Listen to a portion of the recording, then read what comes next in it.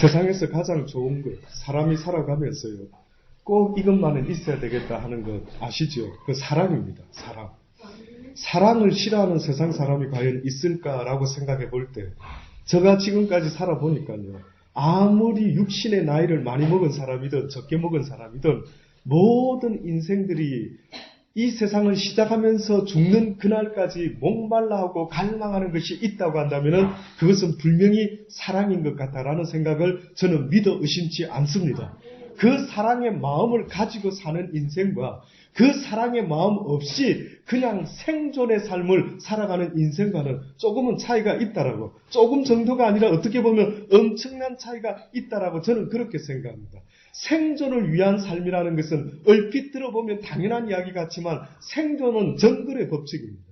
다시 말해서 생존의 삶이라고 하는 것은 다시 말해서 짐승들이 살아갈 때에 그 생존을 위하여 삶을 살아간다라고 말할 때에 어울릴 수 있는 말, 이것이 바로 생존의 삶이다라고 말할 수가 있습니다. 그러나 인간의 삶을 말할 때는 생존이라는 단어를 써서는 안 된다라고 저는 생각합니다. 인간이라는 존재의 삶은 생존을 위한 삶이 아니고 무엇을 위한 삶인 줄 아십니까? 생활을 영위하기 위한 그러한 삶이다라고 저는 믿어 의심치 않습니다. 왜? 짐승은 땅의 것을 통해서 먹고 살아가는 존재를 한다면 인간이라고 하는 존재는 땅의 것을 통해서 먹고 사는 존재가 아니라는 것입니다. 인간은 너무나 신기하게도 먹을 것, 입을 것, 마실 것, 잠잘 곳이 있는데도 불구하고 만족할 수 없는 묘하고 희한한 존재, 이것이 바로 저와 여러분이라고 하는 그 존재의 모습입니다. 우리는 너무나 신기합니다. 결혼하기 전에는 결혼하면 행복할 것 같지요. 아이가 없으면 아이가 있으면 행복할 것 같지요. 돈이 없을 때는 돈이 있으면 행복할 것 같지요. 그러나 막상 그런 모든 것들이 생기면은요, 또 다른 무엇 때문에 목말라하고 또 다른 무엇 때문에 계속해서 목마른 우리의 모습을 보게 될 때에 도대체 우리의 존재라는 것은 어떤 의미가 있는가? 내 삶의 의미는 도대체 어디에서 찾아야만 되는가 하는 생각을 하지 않을 수가 없는 것입니다. 그래서 철학자들이 말하기를 인간이라는 존재는 그저 고뇌하는 존재, 생각하는 존재, 그래서 생각하는 나는 고로 존재하고 있다라고 말하는 그런 모든 이야기들도 도대체 인간의 존재가 무엇인가, 내가 무엇으로 만족하며 생활을 영위할 수 있는 존재인가를 끝없이 추구하는 그 모습들, 이것이 바로 저와 여러분 인간이라는 존재의 삶의 목적이 되어야 된다라고 분명히 말할 수가 있습니다.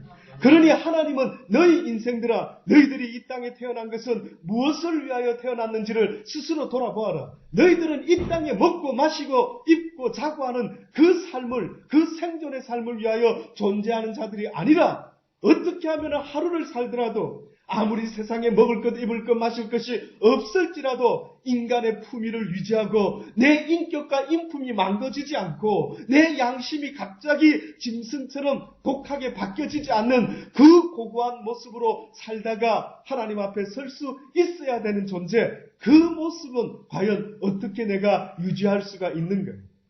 그 모습을 어떻게 내가 유지할 수 있느냐?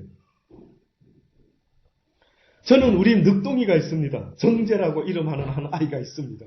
그 아이가 저에게는 아무리 사랑스럽다 할지라도요, 만약에 제가 밖에서 일을 하고 집에 들어왔는데 그 정재라고 하는 아이가 바깥에서 막 모래사장에서 진흙더미에서 막 놀다가 아빠가 오는 것을 보고 아빠하고, 우리 민찬이처럼 아빠하고 막 다리를 붙잡고 막 쫓아옵니다. 붙잡으려고. 근데 보니까 아빠가 보니까 민찬이가 어디서 놀고 왔는지 온몸에 막 진흙투성인 겁니다. 그러면 여러분 생각할 때 어떻게 하십니까? 덥석 안아주십니까? 혹시 영화상에서나 정상적인 우리의 모습은 덥석 안아주는 것이 아니라 이렇게 안아주려고 했다가 잠깐 탁 팔을 붙잡겠죠? 너 이 옷이 왜 이래?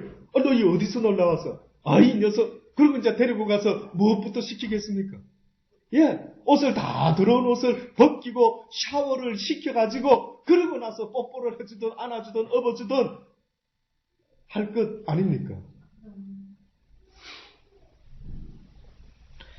하나님이 사랑의 하나님이시기 때문에 모든 인생들을 사랑하시는 것 맞습니다. 그런데 그 사랑의 하나님이 품지 못하고 안을 수 없는 것이 세상에 딱 한 가지가 있습니다. 뭔지 아십니까? 그건 죄입니다. 그건 죄입니다. 죄라고 하는 것. 하나님이 말씀하시기를 내가 너희들을 안아주고 싶고 날마다 너희와 대화를 나누고 싶단다. 너희는 이 세상에 지음을 받았을 때에 호랑이과도 아니고 여우과도 아니고 식물과도 아니고 벌레과도 아니고 너희는 나와 같은 과에 속하는 나의 형상대로 지음을 받은 존재들이라라고 성경은 인간을 지으시고 하나님은 우리에게 그렇게 선포를 하신 것입니다. 그러니 하나님과 이 세상의 어떤 피조물이 가장 잘 교통할 수가 있습니까? 라고 물어보신다면 그것은 바로 인간입니다. 하나님과 인간은요, 한 과에 속하기 때문에 여러분이 생각할 때는 인간과 인간이 잘 통할 것 같죠. 여러분 생각할 때는 남편과 아내가 너무너무 잘 통할 것 같죠. 여러분 생각할 때 한 남자와 한 여자가 연애하고 데이트할 때에 그때에 서로서로 너무 잘 통하고 그래서 그 잘 통함이 영원토록 갈 것 같죠. 한번 살아보십시오. 살아보십시오. 과연 이 세상에서 사람과 사람이 그렇게 잘 통하는 것 같은지 한번 살아보십시오. 얼핏 보면은 한순간에 서로 같은 목적을 가지고 같은 뜻을 가진다라고 할 때에는 서로 매우 잘 통할 것 같아 보이지만은 어느 순간에 마음을 달리 먹고 어느 순간에 뜻을 달리 할 때는 그 좋았던 관계가 무엇으로 바뀝니까? 왼수가 되는 겁니다. 처음 들어보셨습니까? 이런 이야기 처음 들어보셨습니까? 드라마, 소설 제목으로도 온갖 주변에 보면은 그렇게 좋아가지고 결혼했는데 제가 호주에 있을 때 야간 신학교를 한번 몇 군데 강의를 해봤던 적이 있습니다. 그때 제가 지금도 기억이 납니다. 야간 신학교에 온 어떤 남자 집사님이 계셨습니다. 아마 그분이 호주에서 살고 싶었던 모양이죠. 그래서 그가 호주로 와가지고 그분이 비자를 일단은 신학교에 다니면서 아마 비자를 만들고 또 낮에는 열심히 일하고 밤에는 공부를 하는 그런 어떤 생활을 하고 있었습니다. 참 열심히 나오시더라고요, 공부를. 그래서 제가 그분에게 여쭤봤죠. 집사님 결혼하신 지 얼마나 되십니까? 예, 한 10여 년 차 됩니다. 아, 그러셔요. 어때요? 아직도 그 결혼할 당시 때처럼 그 사랑이 지금도 집사님의 가슴 속에 있습니까? 라고 물어봤을 때 혹시 여러분 한번 추측해 보실래요? 뭐라고 그분이 대답했을까요? 결혼 한 10여 년 차 된답니다. 그래서 제가 당신은 지금도 처음에 결혼했던 그 마음으로 그 아내를 늘 생각하고 그렇게 살아가십니까? 라고 물어봤더니만 그분이 뜻밖에도 뭐라고 이야기하는 줄 아십니까? 웃으시면서요. 아유, 어떻게 그 사랑 그게 그때나 그랬지 지금은 정으로 살아간다고. 지금은 정으로 살아간다고. 동감이 안 되십니까? 아직도 사랑하십니까? 아, 그건 너무 특이하신데요. 아니, 결혼한 지 10여 년 되는데 아직도 그 사랑으로 그대를 사랑하고 있습니다. 이런 말을 하는 사람이 있다면 저는 아마 이 사람 거짓말을 하고 있구나. 저는 대번에 감잡을 수 있습니다. 왜? 그거는 불가능하게 되어 있습니다. 그렇게 인간이 인간을 영원토록 사랑할 수 있도록 지음을 받은 존재가 아니라는 것을 저는 알고 있기 때문에 만약에 어떤 사람이 결혼을 10여 년 차 되는데 아직도 그 마음으로 저는 내 아내를, 내 남편을, 내 아이를 그렇게 사랑합니다 라고 말한다면 그 사람은 제가 볼 때는 자기를 속이든지 스스로 뭔가에 쏟고 있는 그런 모습이다라고 저는 분명히 말해줄 수가 있는 것입니다. 왠 줄 아십니까? 이 세상을 지으신 하나님, 나를 지으신 하나님, 인간을 지으신 그 하나님이 뭐라고 말씀했느냐면 너희는 서로 돕는 존재이지 너희는 서로 사랑하는 존재가 아니라고 성경은 창세기를 통해 말씀하고 있으니 너무나 뜻밖인 것 아닙니까? 아담과 하와가 처음에 지음을 받았을 때에 하나님이 하와에게 뭐라 말씀했느냐면 너희 두 사람은 뜨겁게 사랑하다가 나에게로 오라라고 그렇게 말씀한 것이 아니라 너는 아담을 돕는 자로 내가 지었느니라. 너는 아담을 도와라. 무슨 일을 돕기를 원하십니까? 아담이 하나님의 뜻을 이루기 위해서 살아가는 그 일을 너는 돕는 배필이 되어라고 말씀한 것입니다. 그러니 인간이라는 존재의 의미, 목적이 있다면 그것은 바로 하나님의 뜻을 이루어 드리기 위하여 인간은 이 땅에 시작되었던 것입니다. 그 것을 위하여 하나님의 영광을 나타내는 그 인생, 모든 세상 만물이 무엇을 위하여 지음을 받았습니까? 라고 물어본다면 여러분 간단합니다. 모든 세상 만물에 존재하는 목적은 그를 지으신 만군의 여호와 하나님을 위하여 우리는 존재하고 있다라는 내 인생의 존재의 목적을 분명히 잊지 마십시오. 그래서 부모님들이 자식을 키울 때마다 자꾸만 푸시하고 자꾸만 이렇게 해라 잔소리하는 것 얼핏 보면 도대체 자식을 한 개인적인 인격으로 존중하는 건지 아니면 엄마 아빠의 소유물처럼 왜 이렇게 나를 갖다가 푸시하지? 이런 느낌을 받을 때가 있지 않습니까? 예, 그 본능 속에는 하나님의 본능이 있는 겁니다. 너는 내 것이라. 너는 내 것이라. 오늘날 내가 너를 지었느니라. 그러니까 하나님이라는 존재는 우리를 볼 때마다 너는 내 아들이라. 아들아, 너는 내 아들이니 내가 기뻐하는 그 일을 위하여 너는 존재해줘야 되지 않겠느냐? 맞습니다. 아들인 자, 딸인 자 아직 이해가 안 되시면 결혼해서 자식을 키워보십시오. 알게 모르게 그 아들의 인격을 존중한다라고 하지만은요. 어느 순간에 우리도 모르게 부모 되어 보니까요. 아들아, 너는 내 아들이니까 아빠가 이야기하는 대로 이렇게 아빠의 명예에, 아빠의 생각에, 아빠의 모든 어떤 것에 누가 되지 않는 그런 아들과 딸이 되어 주기를 아빠는 원한다라는 마음 여러분 있으십니까? 없습니까? 있죠. 이상하게 소유는 아닌 것 같지만 그러나 내 아들이기 때문에 내가 그를 위하여 그렇게 왠지 해줘야만 될 것. 그것이 곧 나를 위하며 너를 위함인 것 같다라고 생각하면서 본능적으로 자식이 내 소유는 아니지만 꼭 나와 연관이 있는 듯 그렇게 자식을 자꾸 키우려고 하는 그 본능이 있지 않습니까?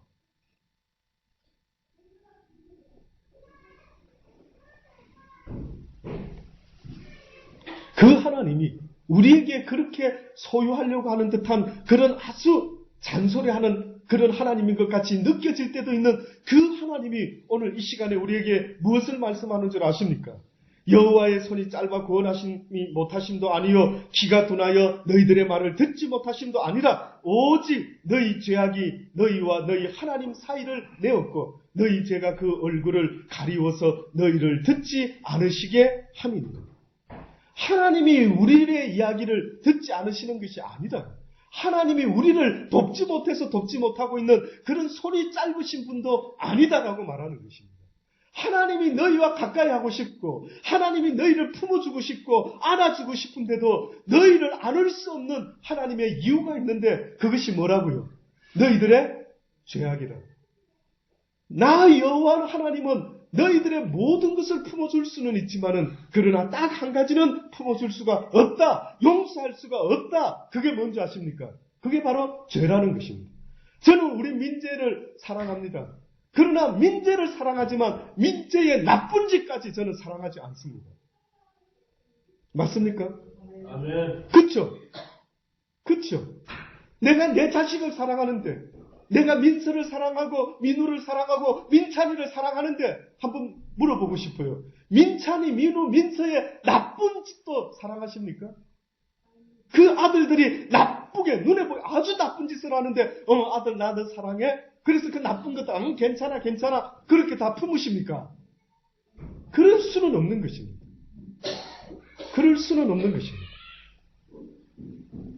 그래서 하나님이 너희의 죄악이 문제인데 이는 너희 손에 피가 있고 너희 손가락에 죄악이 들어왔고 너희 입술은 거짓을 말하고 있고 너희 혀는 악독을 말함이라. 공의대로 소송하는 자도 없고 진리대로 판결하는 자도 없고 허망한 것을 의뢰하며 거짓을 말하며 자네를 잉태하며 죄악을 생산하며 독사의 알을 품으며 거미줄을 짜나니 그 알을 먹는 자는 죽을 것이요 그 알이 밟힌즉 터져서 독사가 나오리라. 악을 죄악을 밥 먹듯이 행하고 있는 너희들이여 너희들이 그 죄악 가운데 분명히 멸망하게 될 것이다.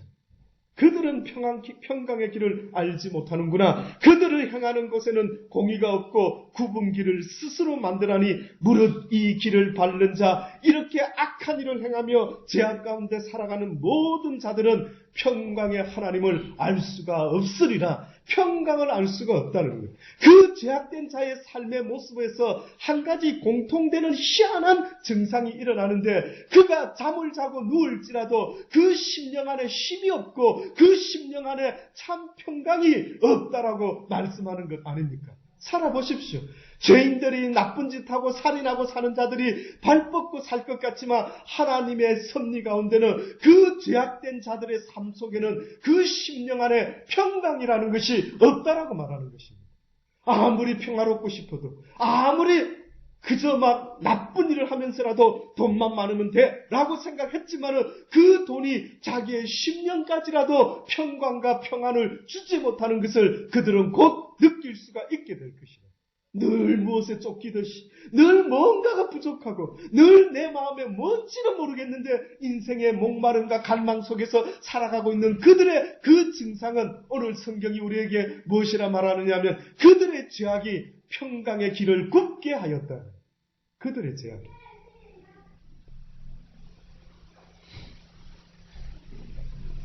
여호와께서 사람의 죄악이 세상의 관영함을 보시고 그 마음의 생각의 모든 계획이 항상 악할 뿐임을 보시고 땅 위에 사람 지으셨음을 한탄하사 마음에 근심하시고 가라사대 나의 창조한 사람을 내가 지면에서 쓸어버리되 사람으로부터 육축과 기는 것과 공중의 새까지 그리하려니 이는 내가 그것을 지었음을 한탄함이라. 태초에 하나님께서 인간을 지으신 것을 통해서 한탄하셨는데 그것은 바로 인간이 하나님의 말씀을 쫓지 아니하고 죄악 가운데 살아가는 그 모습을 보신 하나님이 그 인간을 보시고 후회가 없으시는 하나님이 너무나 안타까운 마음으로 내가 한탄하노라, 내가 한탄하노라, 내가 인간을 지었음을 한탄하노라 라고 오늘 이 창세기 6장에 말씀하고 있는 것입니다. 인간 때문에 세상의 모든 피조물들이 다 지면에서 멸함을 당하고 말았던 것입니다. 소돔과 고모라 성이 멸망할 때에도 뭐라고 이야기하는 줄 아십니까? 그들이 천사를 통해서 롯을 그 소돔과 고모라 성에서 이끌어낼 때에 빨리 일어나서 이곳을 떠나라, 내 아내와 함께 두 딸과 함께 빨리 이 성을 떠나라. 그렇지 않으면 이 성의 죄악 중에서 너희가 멸망할까 하노라. 모든 세상의 멸망, 소돔과 고모라는 성경에서요 어떤 의미가 있느냐면 인간이 도시를 지어놓고 살아가는, 그래서 그 도시 가운데 죄악 가운데 그들이 살아가고 있는 죄의 상징인 도시가 소돔과 고모라 성이었습니다. 뭐 서면이 될런지 남포동이 될런지 구포삼동이 될는지 어떨는지는 모르겠는데 그 당시 때의 그 사람들의 삶 속에서 소돔과 고모라 성이 죄악으로 멸망케 되었다라고 하나님은 나타내고 계시는 것입니다. 그래서 소돔과 고모라 성에 살았던 롯에게 네가 이 성을 떠나가라. 이 죄악된 성에서 네가 그 죄악 가운데 함께 멸망할까 두려우니 너는 이 성을 떠나라 라고 명령을 하셨던 것입니다. 욥이라는 사람도요, 그의 자식들이요, 생일 파티에 참석해가지고 그들이 파티를 즐기고 나면 그 다음날 어김없이 욥이라는 아버지는 자식들을 부릅니다. 그리고 자식들을 불러서 명수대로 그들의 수대로 번제를 드리는데 번제를 드릴 때마다 그가 하나님께 기도한 것이 있는데 뭐라고 기도했는지 아십니까? 하나님, 혹시 내 아들들이 죄를 범하여 마음으로 하나님을 배반하였을까 하미니 그들이 어제 저녁에 파티하다가 그들의 마음으로 하나님을 배반함으로 죄를 짓게 되었을까 봐 심히 두렵습니다 라고 하면서 욥은 죄에 대해서 얼마나 예민한 사람인지 이루 말할 수가 없습니다. 하나님의 말씀대로 사는 것이라고 하는 그 의미는요, 또다시 말하면 오히려 선한 일을 하는 것보다도 내가 죄를 짓지 않는 것이 하나님이 나에게 더 원하시는 것이에요. 너희가 선을 많이 행하려고 애쓰지 말아라. 너희가 좋은 일을 많이 하려고 애쓰지 말아라. 오히려 나는 너희가 죄 짓지 않기를 원하노라. 죄 짓지 않기를 원하는 거예요. 하나님이 인생에게 원하는 것이 있다면 인간이 대단히 하나님을 위하여 무슨 일을 해주는 것을 원하는 것이 아니라 오히려 뜻밖에도 너희가 죄짓지 않기를 원하는, 죄를 미워하고 죄를 싫어하는 사람이 되기를 하나님은 원하고 계시는 것입니다. 시편 기자는 시편 5장을 통하여 말하기를 주는 제약을 기뻐하는 신이 아닙니다. 악이 주와 함께 유의하지 못하며 오만한 자가 주의 목전에 서지 못하고 주는 모든 행악자를 미워하시며 거짓말하는 자를 멸하시며 여호와께서 피 흘리기를 즐기고 속이는 자를 싫어하시느니라. 여호와가 싫어하신답니다.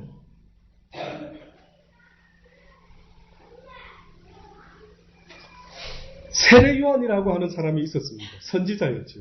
400년 말라기 선지자가 죽고 나서 약 400년 동안 온 세상이 어둠이었다라고 성경은 증거하고 있습니다. 아니 왜 말라기 선지자 이후로 세례 요한이 나타나기까지 그 시대가 어둠의 시대였다. 뭐 르네상스 시대, 무슨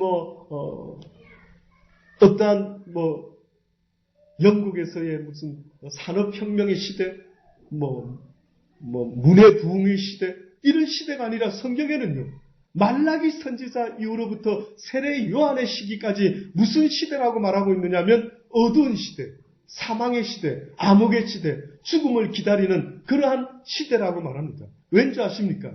그 시대 동안에 그 누구도 하나님의 이야기를 하지 아니하고 그 누구도 하나님을 찾고 구하는 자가 없는 그 시대를 그렇게 말을 했던 것입니다. 그런데 성경에 세례 요한이 그의 엄마의 뱃속에 잉태되면서부터요, 하나님께서 이제 한 빛을 이 땅에 보내셨다라고 하는데 그 아버지, 세례 요한의 아버지라는 사람이 그가 예언의 찬송을 하기 시작합니다.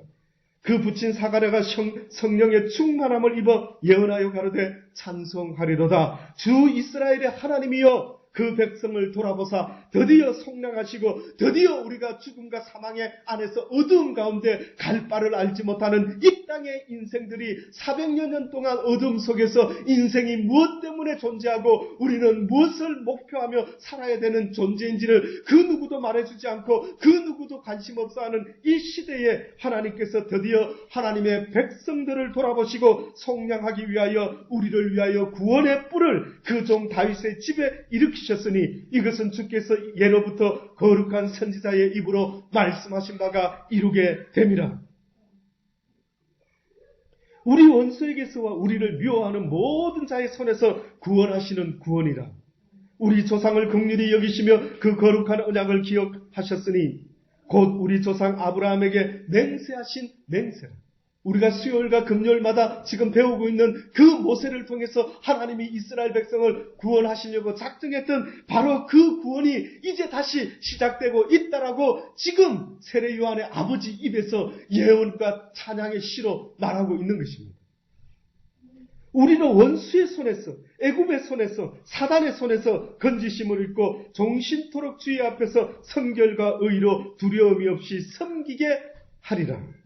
이제는 하나님이 우리가 자유인의 모습으로 어둠의 종이 아니라 정말로 하나님만을 섬길 수밖에 없는 그러한 자유인의 모습으로 마음껏 이제는 하나님을 섬기게, 성결과 의로 두려움이 없이 섬기게 하시기를 이제는 원하셔서 이 일을 시작하신도다. 이 아이여, 내 아내의 뱃속에 있는 이 아이여, 세례 요한이여, 네가 지극히 높으신 이의 선지자라 일컬음을 받고 주 앞에 앞서가서 그 길을 예비하게 될 것이라. 주의 백성에게 그 죄사함으로 말미암는 구원을 알게 하리라. 아멘. 세례 요한이 나타난 것은 그 죄사함으로 말미암아 그 죄를 사함받지 못하면 구원이 없으니 먼저는 너의 더러워진 옷을 씻어야만 되는 그 죄사함을 통한 구원을 이 아이가 전하게 되리라. 이는 우리 하나님의 긍휼을 인함이라. 이로써 돋는 해가 위로부터 우리에게 임하여 어두움과 죽음의 그늘에 앉아 있는 모든 자들에게 비치고 우리 발을 평강의 길로 인도하시는도다. 우리 발을 평강의 길로 인도하시기를.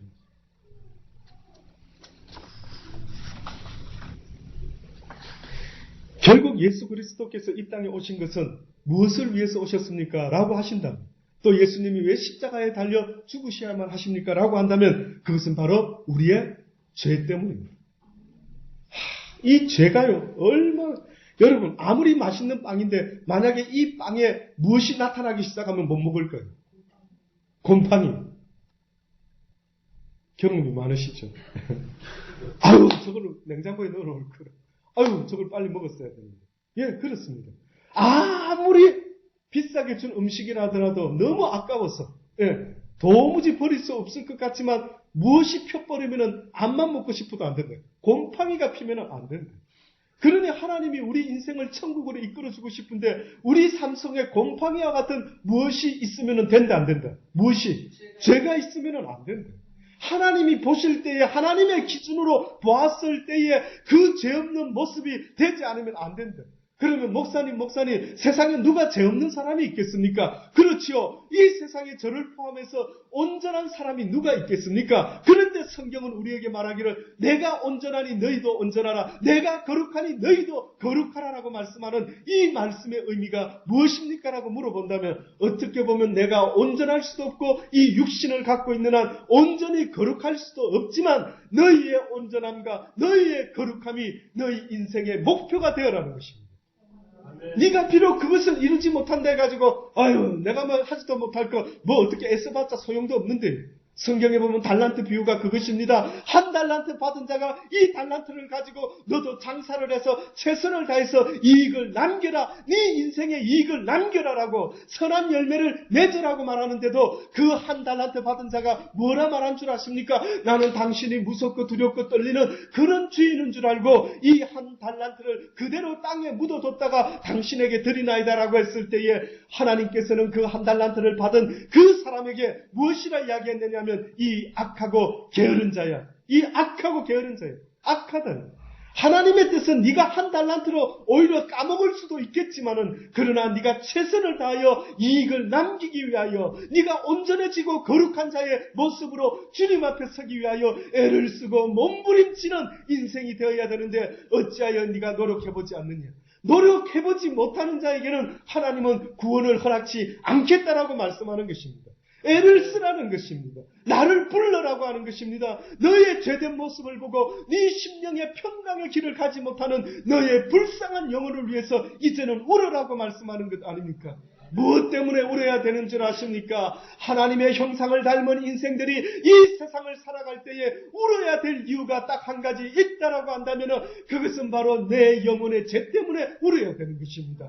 내 심령의 선한 것을 배우고 국민학교 때부터 도덕과 윤리를 통하여 참으로 인간이 마땅히 살아야 될 그 도덕과 법이 무엇인지를 배웠지만은 그대로 살아가지 못하는 내 육신의 또 다른 법을 볼 때마다 그렇게 몸부림치며 오라 나는 공고한 자라. 내가 선한 일을 배웠는데 어찌하여 내가 배운 그 선한 일을 행하지 못하고 나는 날마다 원치 않아 하는 죄악과 쾌락과 욕망과 욕심 속에서 살아가는 인생이 되었으니 내 인생아 참으로 네가 불쌍하다. 네가 오히려 선을 배우지 아니했으면 더 좋을 뻔했겠구나. 네가 하나님의 선한 뜻을 오히려 알지 못했으면 죄 없다는 소리는 듣지 않았을 텐데 오히려 죄가 없을 뻔했는데 그런데 네가 하나님의 선한 뜻을 배우고 알고도 행치 아니하니 네가 죄 없다라고 내가 말할 수가 없겠다라고 말하지 않습니까?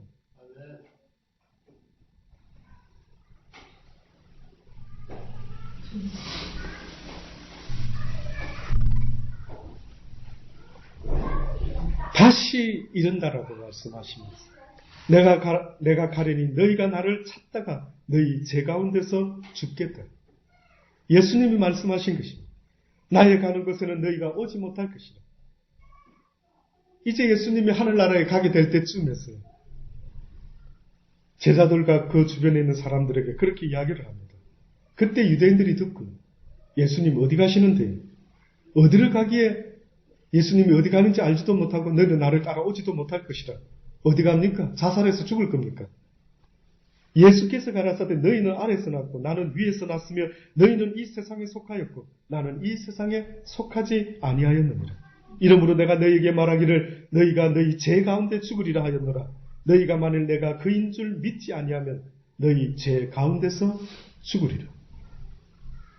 너희가 나를 그인 줄 믿지 못하며 너희가 나 예수 그리스도가 너희의 유대인의 그 말씀을 통해서 선포했던 그 메시아, 그 구원자임을 너희가 나를 그렇게 믿지 못하면은 너희가 죄 가운데 죽게 될 것이라. 지금 내가 나를 보내신 얘기로 내가 가노라. 너희 중에서 나더러 어디로 가느냐 묻는 자도 없고 도리어 내가 이 말을 함으로 너희 마음에 근심이 가득하구나. 그러나 내가 너희에게 실상을 말하노니 내가 떠나는 것이 너희에게 유익이라. 내가 떠나가지 아니하면 보혜사가 너희에게 성령이 너희에게 임할 수가 없느니라.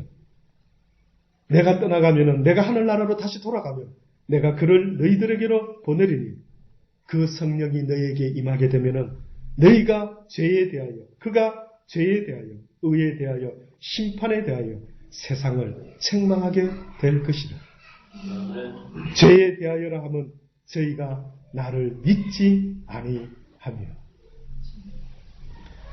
결국 예수님께서 마지막으로 떠나실 때 하신 하나님의 말씀 그리고 그 성령이 이 땅에 오셔서 해야 될 그 일 그것은 바로 죄에 대하여 의에 대하여 심판에 대하여 사람들에게 알려주게 되는데 그들이 죄가 무엇인지 모르는 그들에게 성령은 말씀하시게 되는데 그것은 바로 예수 그리스도를 믿지 않는 것이 곧 죄다.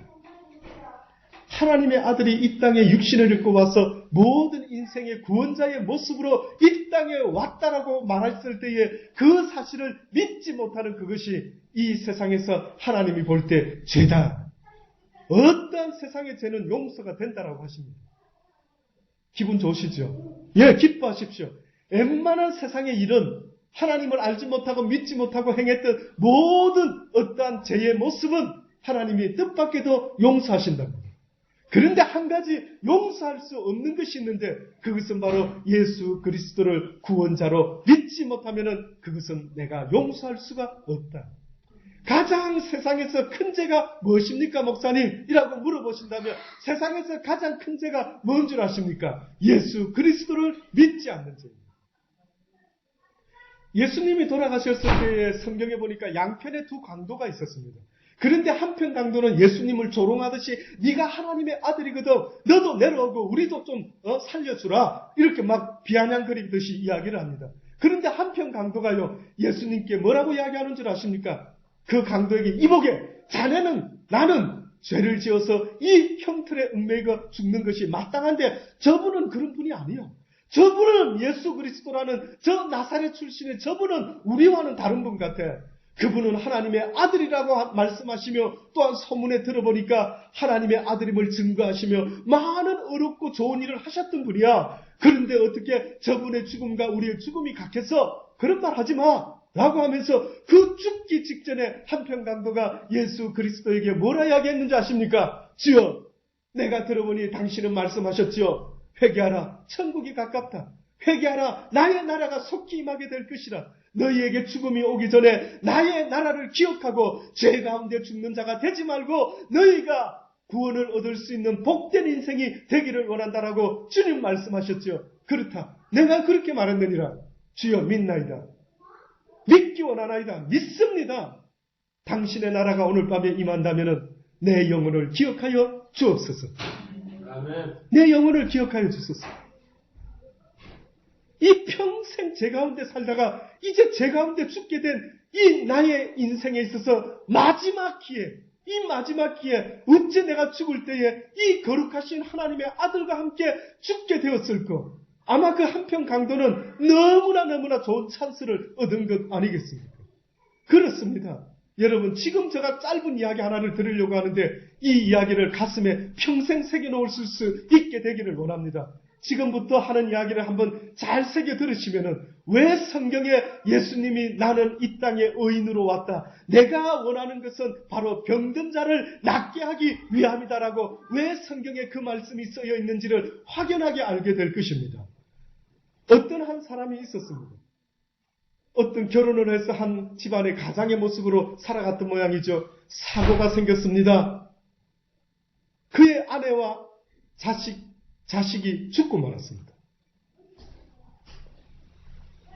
그 남편, 그 아빠가요, 모든 가족을 잃어버리고 혼자 살아남게 되었습니다.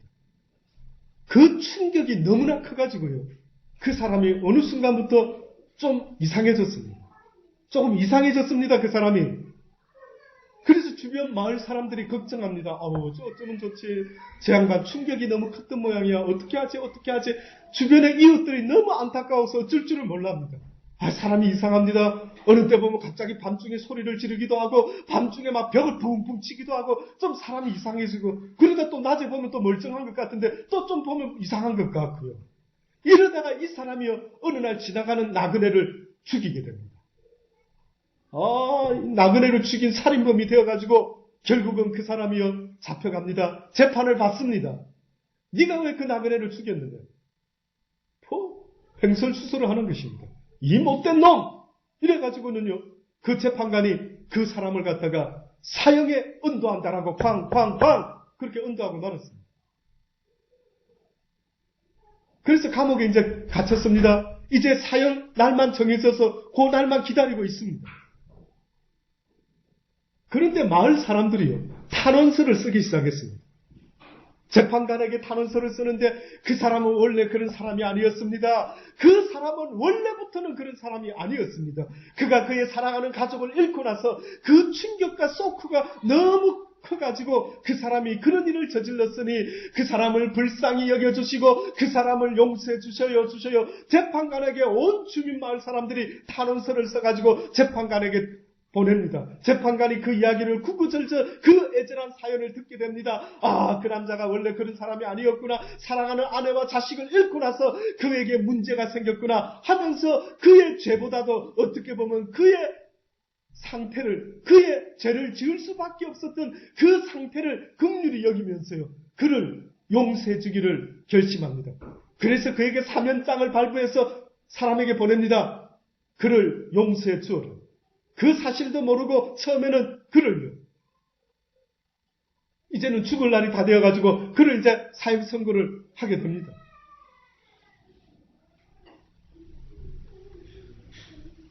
그 사람이 사형 직전에, 잘 들어보십시오, 그 사람이 사형 직전에 드디어 아슬아슬하게도 그 사면장을 받게 됩니다. 근데 그 사면장을 받아서 그 사람을 드디어 사형에 처하지 않고 이제 요양원같이 어떤 곳에 가둬놨습니다. 그런데 이 사람이요, 그게 있으면서 막 그 증상이 점점점 심해져가지고요, 밤중에 또 벽을 치고 머리로 막 벽을 치고 이러다가 그 사람이 피를 흘리다가 죽고 말았습니다. 그러면 여러분 생각할 때 제가 한번 물어볼게요. 그 사람은 자기의 죄 때문에 죽었습니까? 자신의 그 정신적인 병 때문에 죽었습니까? 그 사람이 왜 죽었죠? 죄는 용서받았는데 왜 그 사람이 죽게 되었습니까? 자기 병 때문입니다. 하나님이 이 땅에 우리의 죄 때문에 하나님이 예수 그리스도를 보내셔서 죄 가운데 살아가는, 다시 말하면은요, 그 의미는 뭔 줄 아십니까? 죄를 지을 수밖에 없는 그 정신 이상병자와 같이 그 이상한 모습 속에서 살면서 밤낮으로 죄를 밥 먹듯 짓고 살아가는 그 불쌍한 인생들의 죄값은 먼저 예수 그리스도께서 치러주셨다라고 선포하고 계시는 겁니다. 내가 네 죄값은 사면해줬으니 이제부터는 나는 너의 정신질환을, 너의 죄의 질환을 고쳐주기를 원한다. 네 정신병을 고쳐주기를 원한다. 네가 태어나가지고 그 이상 증상으로 죄를 밥 먹듯 짓고 있는 너의 그 이상한 생각들을 내가 고쳐주기를 원하노라. 내가 봤을 때는 너희가 죄라고 하는 것을 짓고 있는 그런 정신병자가 되었으니 너의 정신병을 고치기 위하여 나 예수가 이 땅에 의원으로 온 것이라. 내가 이 땅에 온 것은 죄인들을 위함이라. 내가 이 땅에 온 것은 병든 자를 위함이라는 사실을 그래서 내가 성경에다가 써놓지 않았겠느냐. 앞으로 성경을 읽을 때에 그 죄 이야기가 나올 때마다 그 죄를 짓고 있는 그러한 정신적으로 문제가 있는 우리의 모습을 성경은 뭐라고 비유로 설명을 했느냐면 너희가 사단의 어둠의 권세에 세상의 사망의 법에 종노릇하면서 살아가고 있구나. 너희는 그렇게 하고 싶지 않는데 너희가 원하지 않는 육신의 법에 사로잡혀가지고 원치 않는 나쁜 짓을 날마다 짓고 살아가는 너희의 그 모습이 꼭 정신병자가 되어서 죄를 짓고 있는 불쌍한 인생과 똑같아 보인다라고 성경은 우리에게 말씀하고 있는 것입니다. 귀 있는 자는 들으시기 바랍니다. 귀 있는 자는 들으시기 바랍니다. 그러니 하나님의 말씀을 구구절절 날마다 주야로 묵상하고 외우고 생각해라고 하는 것은 우리의 정신병을 고치려고 하는 하나님의 의도가 있는 것입니다. 너희가 지금 무슨 생각에 사로잡혀 살아가느냐, 그 정신병을 좀 고쳐주고 싶으셔서 하나님이 우리에게 말씀하는 것 아닙니까? 너희가 이 세상에 창조되었을 때는 나 여호와가 기뻐하며 기뻐하였느라. 너희들은 선을 위하여 이 세상에 지음을 받은 자라. 너희는 아름다움을 위하여 지음을 받은 자라. 너희는 사랑을 위하여 지음을 받은 자라. 그런데 어찌하여 너희가 이 세상에 속하여 이 땅에서 난 자와 같이 너희가 밤낮으로 그 세상의 죄를 날마다 쫓으며 살아가고 있느냐. 너희가 죄 가운데 미쳐서 이제는 죽게 되었으니 귀 있는 자는 들을지어다. 귀 있는 자는 들을지어다. 이제는 돌이키라. 이제는 돌이키라. 너희 힘으로는 할 수 없지만 누구든지 다 나에게 나오라. 나를 믿기만 하라. 한평 강도와 같이 이제까지 한 것은 죄뿐이라라고 하지만 그러나 나를 믿기만 하라. 그리하면 내가 너를 살리리라.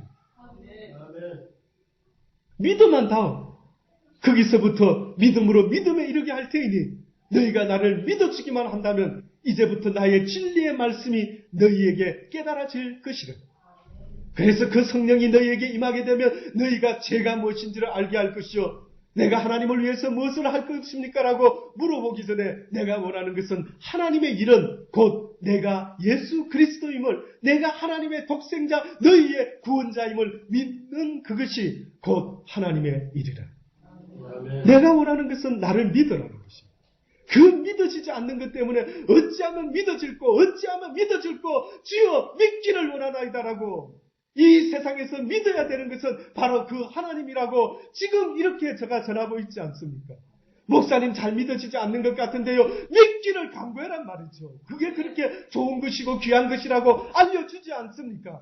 예수 그리스도가 2000년 전에 죽었는데 나와 무슨 상관이 있나요? 목사님 이해되지 않습니다. 얼마나 똑똑하기에 하나님의 진리의 말씀을 다 이해하고 삽니까? 여러분은 이 세상 살아갈 때에 지식으로 사는 것 같습니까? 믿음으로 살아가는 인생인 것 같습니까? 우리는 아는 것보다 알지 못하는 것이 더 많은 인생이라는 사실 잊지 마십시오. 우리의 인생이라는 존재는 의심하면서 살아갈 수 없는 그 불안과 공포와 두려움 속에서 살아갈 수 있는 존재가 아닌 것입니다. 우리는 믿음으로 사는 것입니다. 우리는 무엇인가를 믿지 못하면 못 살게끔 지음을 받은 것인데 이 세상을 살면서 인생이 믿어야 될 것이 있다면 무엇을 믿으라? 하나님을 믿으라는 것입니다. 안 믿어지십니까? 주여 믿기를 원하나이다라고 지금부터 기도하실 수 있기를 원합니다. 그것을 구해라는 거죠. 그 믿음을 구해라는 것입니다. 제발 믿기를 원합니다. 그렇게 믿기만 하면은 내 영혼이 구원받고 내가 미친 정신병에서 내가 해방될 수가 있고 치료받을 수가 있다니 내가 주 예수 그리스도를 나의 주 나의 하나님으로 믿기를 원합니다라는 그 믿음의 고백이 여러분 삶 속에서 시작되기를 원합니다. 아멘. 기도하십시다. 하나님 그렇습니다. 그렇게 사랑하기를 원합니다.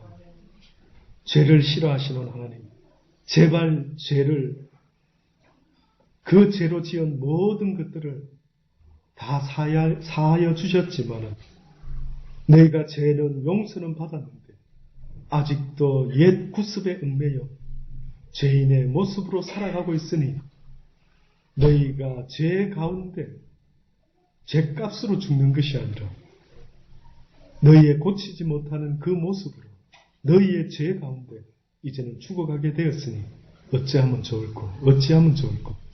이제는 내 음성을 듣고 나에게로 나오라. 내가 너희를 치료하기 원하노라. 내 진리의 말씀을 사모하라. 내 말을 듣기를 원하라. 너희가 귀담아 듣기만 해준다면 너희의 생각과 마음의 모든 것들이 변화될 것이라. 나의 말은 힘이 있고 능력이 있고 운동력이 있어.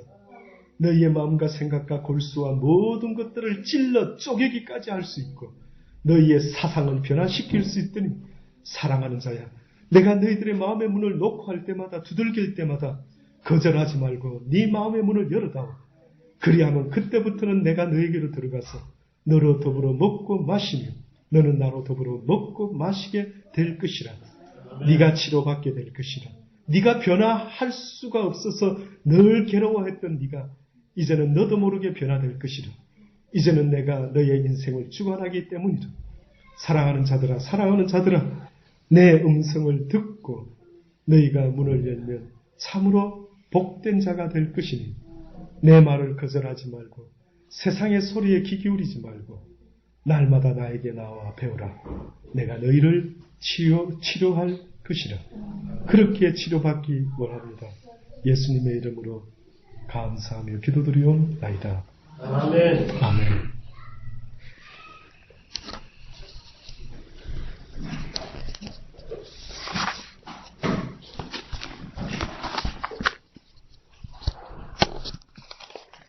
예, 찬송 332장 나 행한 것 제뿐이네. 332장입니다.